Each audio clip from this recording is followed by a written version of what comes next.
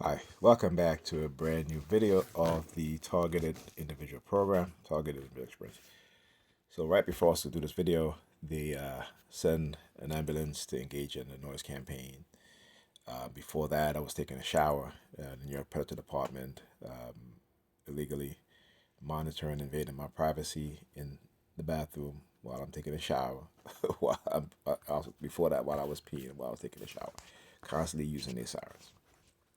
Okay. And how do I know that it's geared towards me? So particularly when I sit down on the toilet, right? Usually to pee, they will use their sirens.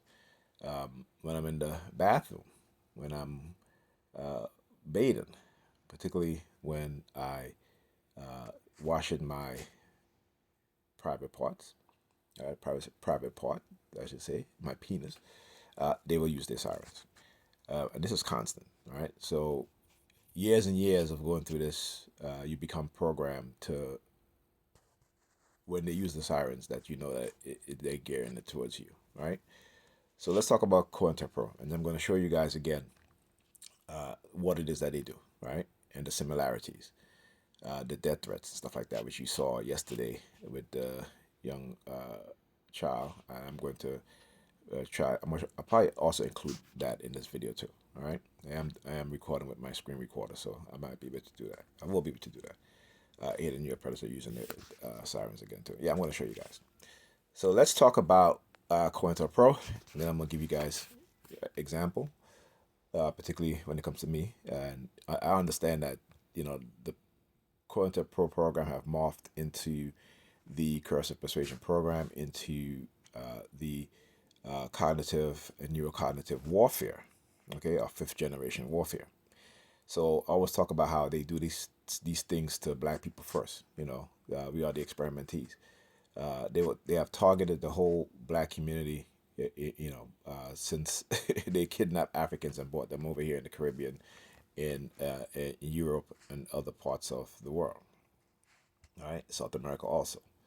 So when you know the history, you get to understand that their mindset have not changed, because they are in position of power, and in order for them to maintain that position, they have to, specifically against black people, they have to target us to destroy any leader, or our leaders, which they've done in the past, to destroy any leaders today. And this is why you see there is no black leader today, or black leaders today, right? Because they have made it so.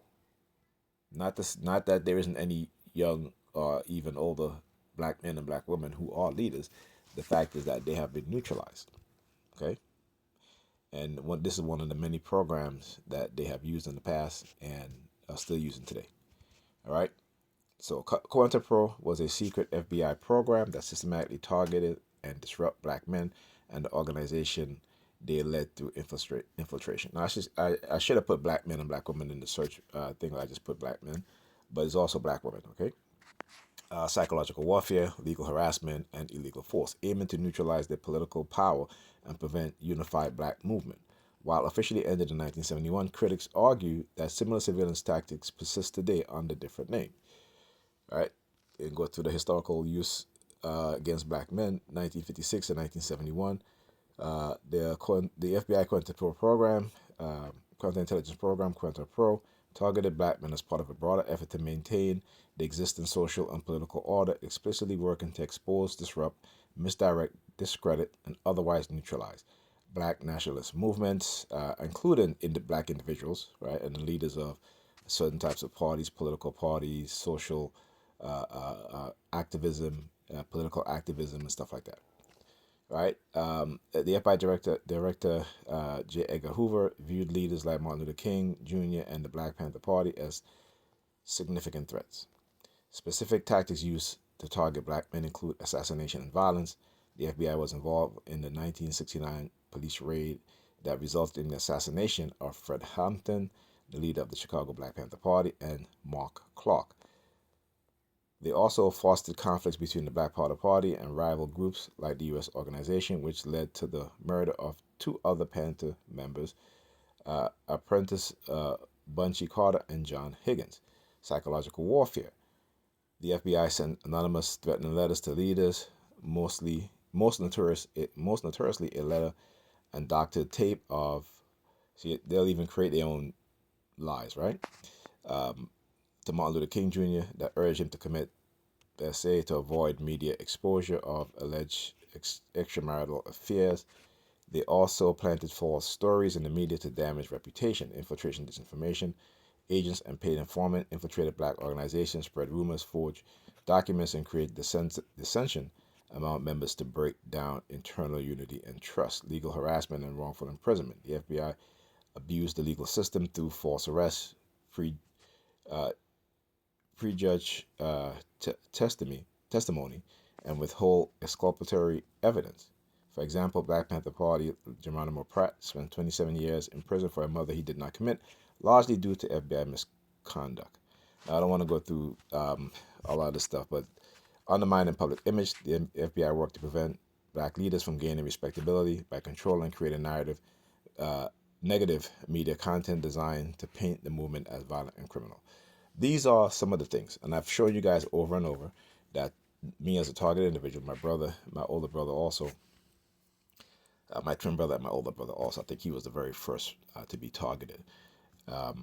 Brilliant young man in his teens and went to college and came home and was never right, never right, never right at all. And I didn't realize what he was going through until, and even my twin brother who was going through this through the 1990s, they started attacking him also. And then it finally got to me, and then I decided, you know what, this can't be a coincidence. And started doing research along with other TIs who were doing research and really start to figure this stuff out. And that's why I said my purpose is greater than theirs, right? And because I continue to expose, push through what it is that they're doing, they start sending me threatening things. I've shown you, I did a video where they left me a voicemail threatening my kids and stuff like that. Talk about destroy his seed, his seeds. Okay? Now, I'm going to give you guys another example of some of the things that they do. All right. I had forgot about this, but I want to show you guys. I was just going through my text messages, right? And what was I looking? I was looking for a text that I got, and I want you guys to look at the phone number and notice the color, right? Because this one I'm going to show you, you'll see the color of the text change, right? And I talk about my disability, how they're trying to take on my disability and stuff like that. Pay attention. So I got this message September 18 at 6:01. It says, I'm coming straight to your house after my meeting, so be ready. This is when, like I talk about the NY Predators Department always sending me threats. Like and I was probably over by Pam when I got this message, right? Trying to prevent me from leaving, trying to be subservient to her and stuff like that, right? And she's bought into the programming too, because they have also manipulated her. When I talk about how they use honey traps to manipulate these women, this is what I'm talking about, right? And these women who these men wouldn't even give the time of day, they're manipulating them because I'm targeted. But because of her personality, and because it's very easy for her to get into that dark triad state, because she tells me all the time, she's like, you make me angry, I'm gonna go dark. So they will hop on knowing that, and they will manipulate her, right? So she can blame me, and she go, the reason why he don't want to marry me, he don't want to date me. No, the reason why he's not married because he has no intention. The reason why he's not taking you seriously because he has no intention. He's just using you. But she failed to understand these things, right? And and also to compromise her in a way in which, you know, uh, um, she would be of no value to any man. Okay, and this is why I keep trying to talk to her, so she knows. I tell her all the time. I say, listen, I don't care who you date, but what I do care about is when you are dating, that you just abandon our children. And I said, and I'm going to say something about it. There's nothing I can do about it, but I'm going to say something about it. I'm going to let you know. Okay? So this is the kind of threats that I receive. Now let's go to the new text I got today.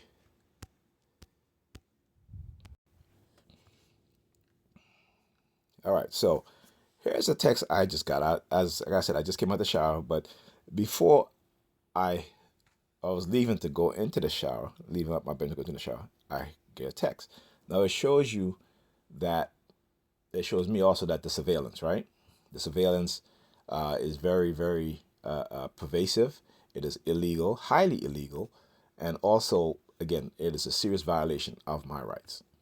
And they know this, right? So one of the things they will try to bank on is the fact that, I will be afraid to show these things, right?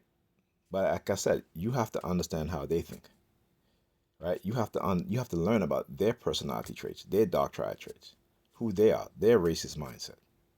And there isn't anything that they won't do. And that's including assassinating me. Anybody else that they say that they feel is a threat to the status quo. And so our mindset is also to have that mindset like they have. That if you assassinate one of us, you will be assassinated. Any one of them could be assassinated at any time, at any moment. There is no security that they're going to have that can prevent them from being assassinated. And so we have to let them know that. We have to make them understand that. Okay? So, got a text message and it says stop. Now, why would somebody send me a text message that says stop? And then talk about on top of that, look at the color of the number right here. See, when I talk about the intentional, when I talk about using specific colors, psychological warfare, what is called psychological weaponization of color psychology, right? And I'll add the description of that in this video of what that is. So my response to them was, "You stop," all right? Because I was trying to see if they're going to respond back, and maybe they will. After I uploaded this video, they'll probably respond back also. But like I said, there is no fear in my heart or in my mind. You understand that? I want you, whoever sent this text, to understand that. That if you feel that I can be touched, know that you can be touched. I didn't say feel or believe. I said know that you can be touched. You can be assassinated also. Okay? That's why I don't have any fear. And it isn't because of what I believe or what they're trying to make me believe. It's because I know your mindset. I know who you are. I know your personality types and personality traits. And I know the one thing that makes you and I different is that you are a coward. You hide behind technology. You hide behind using other people. While you sit at your desk, your chair, whatever the hell you're sitting at, you may have money. You may have a status or power. And you prey on the vulnerable because of your insecurity, because of your dark triad traits, because you think you are better and more important than anybody else, and you're not. You're just fortunately to be in the position that you are. But understand that when my people wake up, when my people understand and get rid of that European religion and come into their African conscious mind, you know what you're going to do. But they'll be ready. They will be ready. So, this is a message to whoever sent me this text. You need to stop. And take it anywhere as you want. A warning, a threat, what have you. You may have the ability to assassinate me at any time. But that don't stop me from doing what I need to do. What I got to do. Like I said, my purpose is greater than yours. I'm not hiding behind a keyboard. You see my face right here.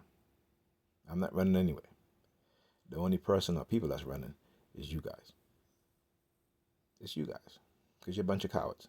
And I can say that without any doubt. All right? So, you need to stop. Because what you do to me, or any other black person, will be done to you. And people like you. All right? Talk to you guys in the next video.